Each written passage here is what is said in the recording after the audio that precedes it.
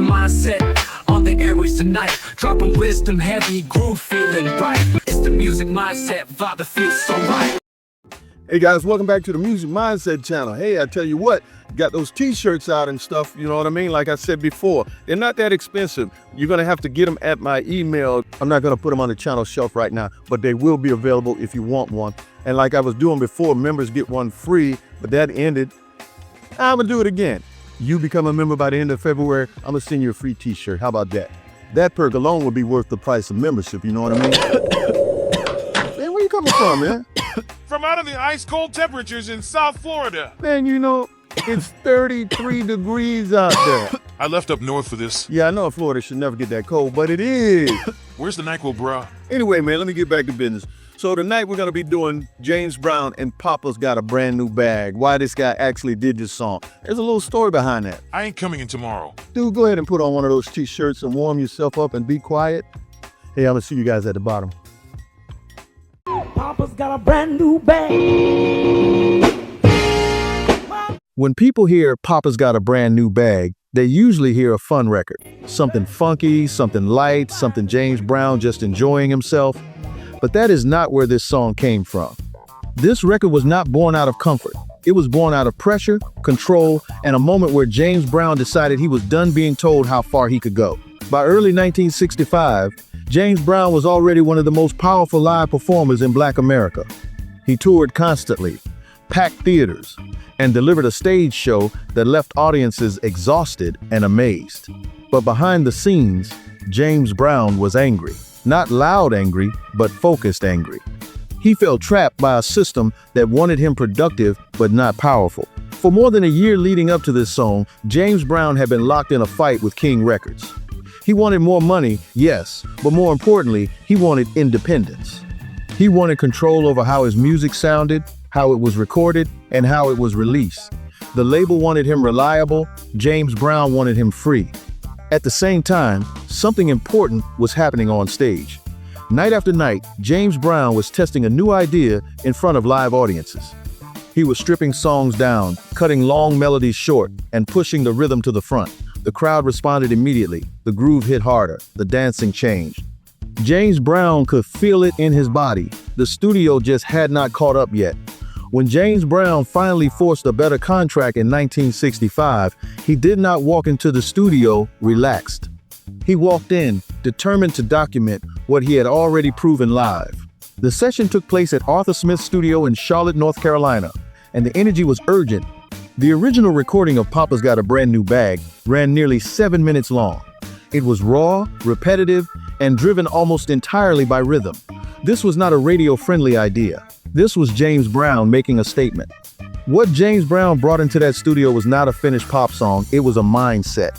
I gotta catch it where I can swing it. I can't swing it, you know. There's a lot of wood here, man. This is a hit!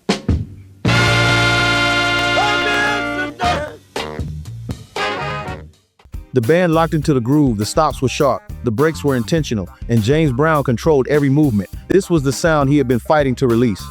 King Records engineer Ron Linhoff later edited the recording down, speeding up the tape and trimming it to just over 2 minutes.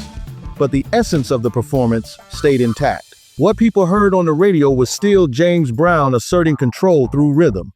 This is where the title becomes critical. When James Brown said Papa's got a brand new bag, he was not talking about clothes. He was talking about himself. So when you said you had a brand new bag, or what bag am I in? When you said what bag you were in, it was slang for like, what are you into? What are you thinking about? What motivates you?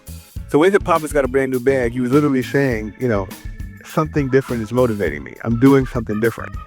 He was announcing that he was no longer approaching music, business, or power the same way. This was James Brown signaling change before the industry realized what he meant. Musically, the song broke rules on purpose. It did not flow smoothly like Motown records. It did not sound Southern in the way Stax Records did. The way he orchestrated the breaks, the stops in time, the guitar signature strums, and the horn interjections were very different. It stopped and started. It challenged listeners to lock in.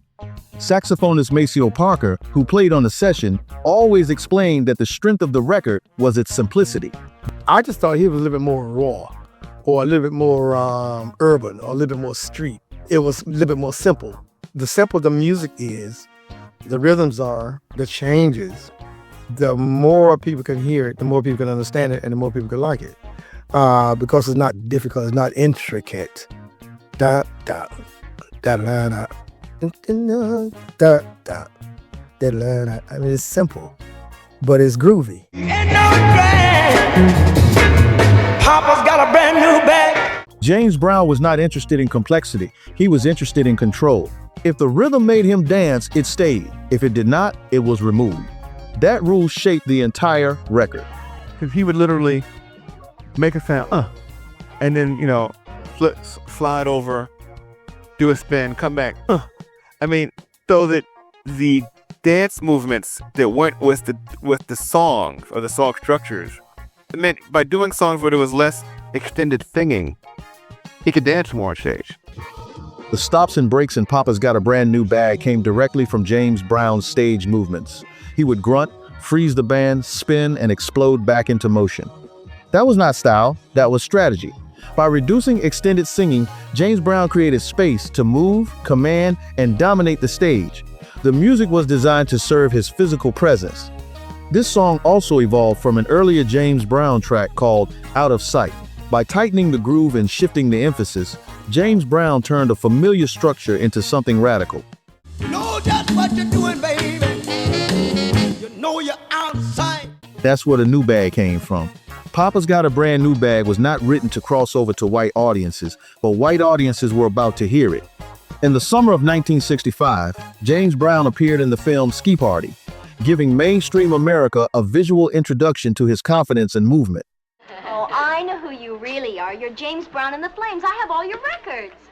Shh, don't tell my mother. She still thinks I'm in the army. You're gonna sing for us, aren't you? Sure, come on. Out of sight. Oh, I feel good. I knew ain't no drag. Just weeks later, Papa's Got a Brand New Bag hit the radio. By August, it reached the top 10 on the pop charts. James Brown crossed over without compromising his sound. The timing was not accidental. And that was a great time for black people. The Civil Rights Act of '65 was passed in that year. Desegregation was happening all across the country in various places in various ways. There was a real sense of positive energy that we had made a change. 1965 was a year of change. Black confidence was rising. The energy in the air was forward moving. Papa's Got a Brand New Bag captured that feeling without explaining it. It was confident. It was sharp. It was unapologetic. James Brown was no longer asking permission. This recording marked the moment James Brown stopped negotiating with the industry and started leading it. I don't care. Everything that followed, including Cold Sweat, grew from this decision. It wasn't just a song. It was a declaration. Hey, Papa's got a brand new bag.